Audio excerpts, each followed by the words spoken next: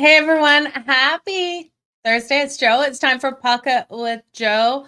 We've got 6 games on the ice and we had an absolutely fantastic night last night. I hope you guys cashed with me. That reverse puck line for the Arizona Coyotes. It was pretty incredible to see what they were able to get done in their last game at Mullet Arena. You feel for those fans that have showed up each and every game. The arena just couldn't support them. And it sounds like Arizona didn't want them either, as they are on the move now to Utah. So it'll be interesting to see. Jimmy, shout out to you. Thanks everyone for being here. So while the last day in the regular season is upon us today, there is still so many question marks around these two teams in the Western Conference with the LA Kings and the Vegas Golden Knights. Vegas is currently sitting in that third in the Pacific spot. The LA Kings are sitting in that wild card spot, and these two teams could reverse tonight depending on where the wins come. Kev, shout out to you. So we'll see what happens out there. The one game kicks off before the second game. It does. There's about 30-minute difference between these two games. What we're going to look at here is some live betting opportunities depending on what happens in the first. So before we break those two games down, because they're the later games of the night, we're going to start looking at the early action here. The first game up, the Seattle Kraken face off with the Minnesota Wild. Now, we know both teams are eliminated. Grubauer expected here for the Seattle Kraken, Marc-Andre Fleury for the Wild. The Wild at home in this one, I do think are the right side, you guys, but no value straight up on the money line. That money line for them is minus 176, plus 146 if you think the Seattle Kraken care enough to get this win, and that total of 5.5 at minus 134. To me, the Seattle Kraken have been checked out for quite a while now. This team has been struggling to score and find the back of the net. They did have playoff hopes, just in March, their playoff hopes were there. So I do think this team is done. I'm going to look at here the Minnesota Wild for a nice big win. Now, Kaprizov, I do think you target him for a goal tonight. He's got 45 goals, 50 assists, and 95 points. I could see that goal coming in for Kaprizov. We know how strong he's been, but we're going to see a lot of the younger talent out there. These players are playing for their futures with the Wild, hoping to really impress tonight in front of home fans. So I do think you look at some of those younger guys, but Kaprizov will be out there. Matt Boldy as well. He's got 67 points. Now, Matt Boldy, I would look at for the anytime goal because of those 67 points, 29 are goals. So I would look for that 30th goal out of him. Now, if you like him for an anytime goal, I do think Jared McCann of the Seattle Kraken maybe could get a goal here on Marc-Andre Fleury. He's got 29 goals on the season. He'd love to hit that 30 mark as well. But loving to hit a mark doesn't mean you'll get it, just like we saw last night with Auston Matthews, unable to get that 70th goal. So we'll see if Jared McCann can get it here. But I do think because there's no value on the Minnesota Wild on the money line, you look at that puck line. I think they can win and cover that puck line. That puck line laying 1.5 is plus 134. When we look at them here in both of the meetings versus the Kraken this year, they did win one 3-0 and the other one 5-2. I think they have every opportunity of that 5-2 style win in this one. So I would look to the over because I think the Wild are going to find the back of the net fast tonight in this game as well. So last game for these teams, we'll see what they both have, but I do think the Wild at home is the right side. Looking at the Vancouver Canucks taking on the Winnipeg Jets. Now, we didn't know if Vancouver would be still in the race today for the winner of the Western Conference, point leader of the Western Conference, but they're out of that race. The Dallas Stars were able to get that with their win last night. So with 109 points, we can't see the Winnipeg Jets move anywhere. The Vancouver Canucks move anywhere, and the Winnipeg Jets are locked in their situation as well. They'll be facing the Colorado Avalanche in the first round of the playoffs. They have home ice. Now, I love what we've seen out of the Winnipeg Jets, and Boussois getting the start tonight. His save shot on goal prop is coming in at 25.5, and that's exactly what I'm going to hit. You got to think these two teams are going to play a more relaxed game out there. Again, neither team can move within the playoff standings going into the playoffs with a win here tonight or a loss. I do think we look at these teams to play more offensively than defensively, not wanting to get hurt out there on the ice, more of a casual game, especially as we go into that third period.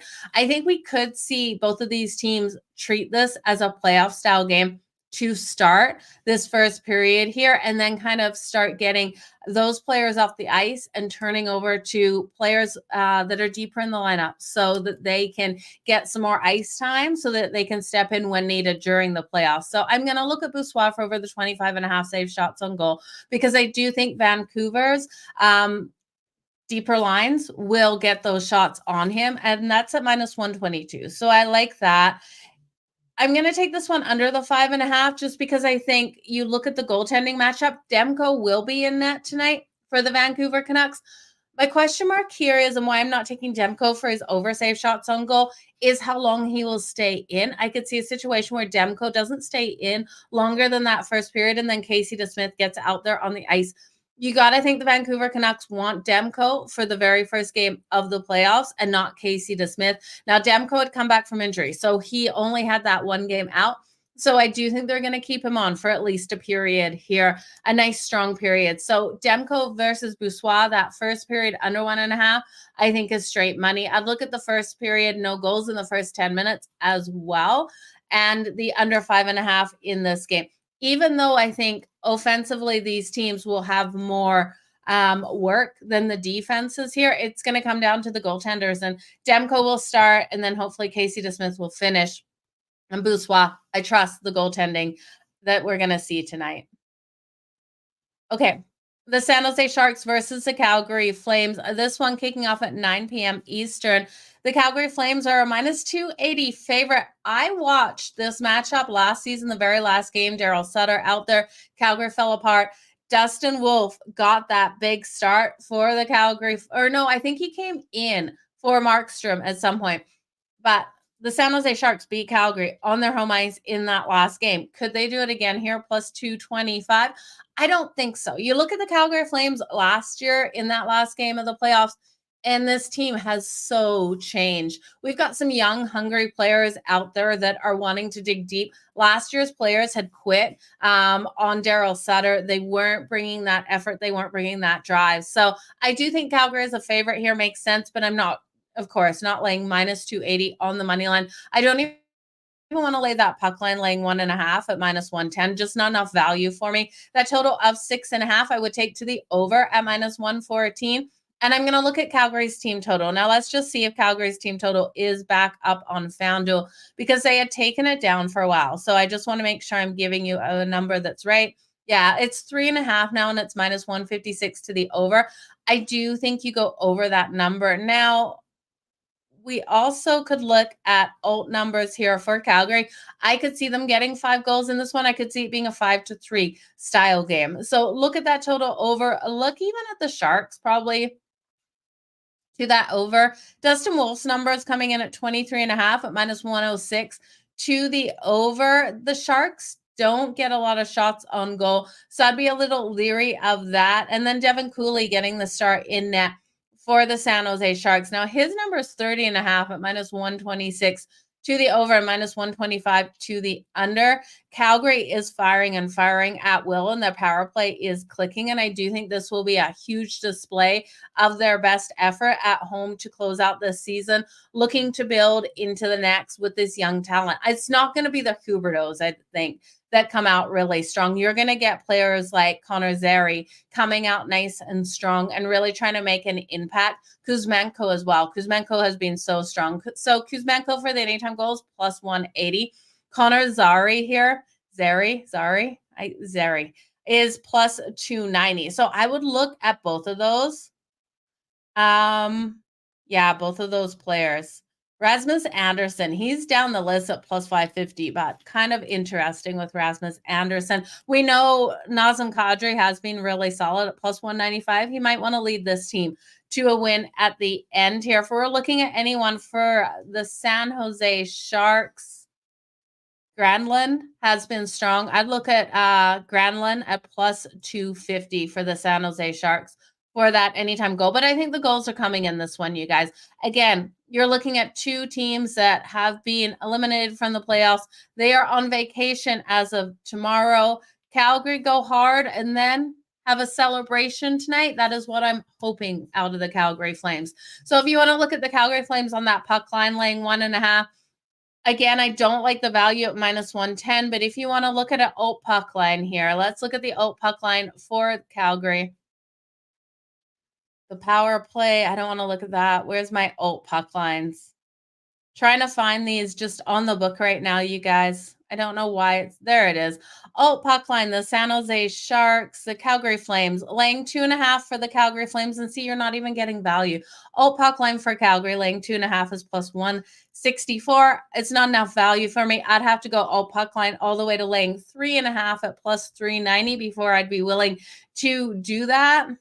Can they do that versus the Sharks? I don't know. They should be able to. We saw what Edmonton did to this Sharks team the other night, but I wouldn't trust it, you guys. I would just look at this game to go to that over and look at those players that you believe in to get those anytime goals. The Edmonton Oilers and the Colorado Avalanche match up at 9:30. Now, the only way that this game is impactful is if these two teams match up in the Western Conference here. If Colorado gets the win, they would get home ice in the Western Conference, and Edmonton would get home ice if they matched up. So I do think here you look at Colorado to come out nice and strong. We know Edmonton is kind of easing their way, but you looked at also the Abs. They've gone 3-5-2 in their past 10. So they haven't been stellar. I think you got to get a good performance out of them here. I expect the best out of goaltending here and defenses. I really do think the Avs have a lot to clean up on their defense. And you look at their powerful skaters on the offensive side, and I don't think we see a lot of them coming out. I don't think we see that offensive firepower. I would be shocked if Connor McDavid and Leon Draisaitl played this whole game. These Edmonton will not know who they're going to be facing in the playoffs until later in the night when these games finish off. But I do think this is a game neither of these teams wants to get hurt.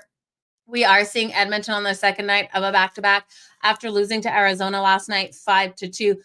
That's the kind of hockey we're going to see out of Edmonton, I do believe, tonight. I think we get the best in the first period, but there's no one needing to get hurt here. We saw that game so tight with Edmonton and the Coyotes into that third.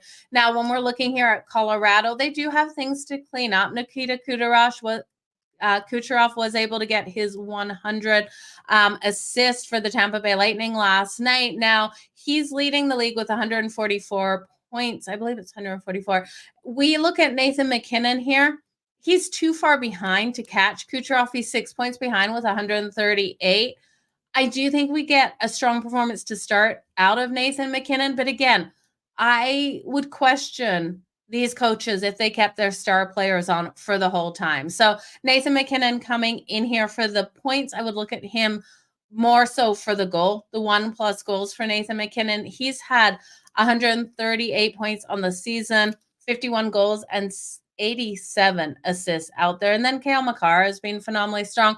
But again, how long we're going to get them out there on the ice is the biggest question mark. Give me the under 6.5. I do think this is another game where you're going to get those depth players getting more time out there on the ice. And while I don't always love Skinner in net, Skinner has to come out nice and strong. And let's just see if we've got confirmation of Skinner for the Edmonton Oilers. You know, I feel for the Oilers because their blue line at sometimes can let them down. And yeah, we still don't have confirmation of Skinner. We do have backup goaltending in for Colorado. I still think this one would be a lower scoring one.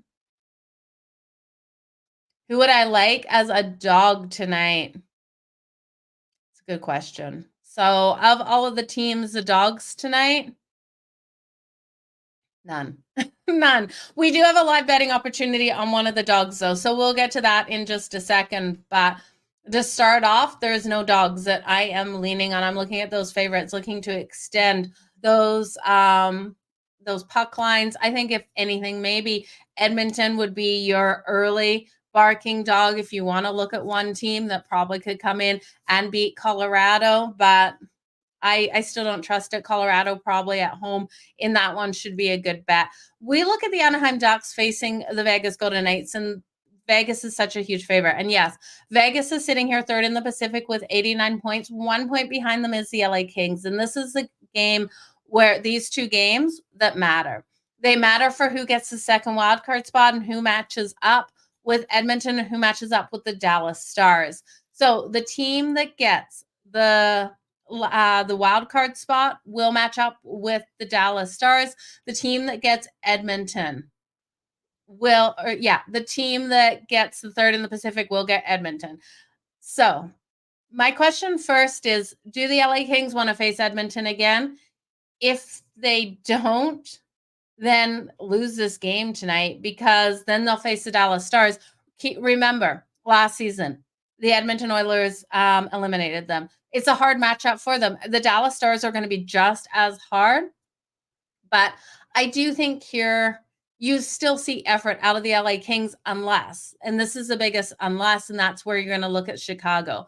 These two games kick off a half an hour between each other. So if Vegas comes out and wins the game, even if Vegas pushes it to overtime, they will pick up a point and they will take that third spot locked in, guaranteed in the Pacific, no matter what the LA Kings do. If Vegas is up and up significantly when the LA Kings hit the ice, still look for the LA Kings to come out strong in the first period. But when this game finishes here between the Ducks and the Vegas Golden Knights, if the Vegas Golden Knights win and the LA Kings are up, I'm looking for the comeback from the Chicago Blackhawks. At that point, I'm going to be looking at Chicago plus the 2.5 or whatever that number is sitting on that puck line. And I'm going to be sprinkling on the money line, because you know the Kings are going to find out that Vegas won or lost. If they find out that Vegas lost, the Kings, I think, end up getting the win. Even if they push it to overtime, they just need that 1 point because they do have more wins in regulation. But I do think we see the Kings solidify to get a point. If Vegas doesn't win this game, or does win this game, look for the Kings to check out in the third period and for Chicago to come back. So that's what I'm looking at. So pregame going into it, I'm going to take the Vegas Golden Knights on the puck line in the first period, laying a half a goal at minus 104. But I'm also going to take the Vegas Golden Knights over 1.5 in the first period for their team total. That's coming in at plus 188. I could absolutely see the Vegas Golden Knights opening up offensively on Dostal and the Anaheim Ducks, getting those goals quick. You look at Dostal, and in his last 10 games, he has an .899 save percentage, and he's gone 3-5-2 in those last 10. So I do think Vegas has every opportunity of capitalizing, getting those goals, and then locking down on the defensive side after that first period. So I'm going to bet those going into it. But again, you got to be careful here with such large favorites. That's why I'm not even going to take them on the puck line.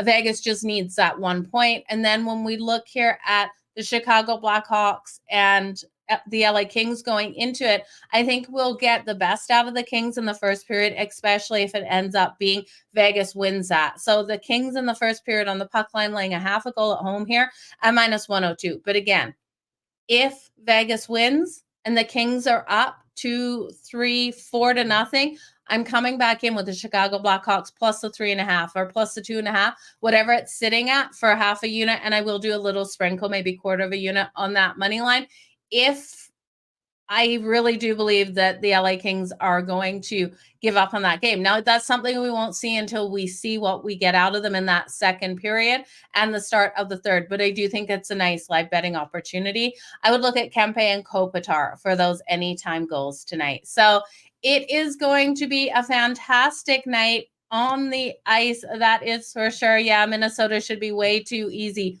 to get that win. Look at that alt puck line, you guys. I really do think they come out and win it nice and big tonight. You guys, that was the last show of the regular season. It's hard to believe how many shows we've done. And I want to say a big thank you to each and every one of you for being here each and every day. I think we missed like 5 days throughout the whole season without doing a Puckett with Jo live here. Those other days, we did a couple cups of Joes just when they interfered with my other show scheduling. So you guys who come here every day, I so appreciate it so much. We will start the playoff show tomorrow. We're going to break down all of Saturday's games tomorrow. So we'll still be here at the 3:30 my time, 5:30 Eastern mark, talking about the next day's games. And then on Saturday, make sure you hit those notifications and stay tuned over on X, because I will make sure Saturday before I go live on SportsGrid for the night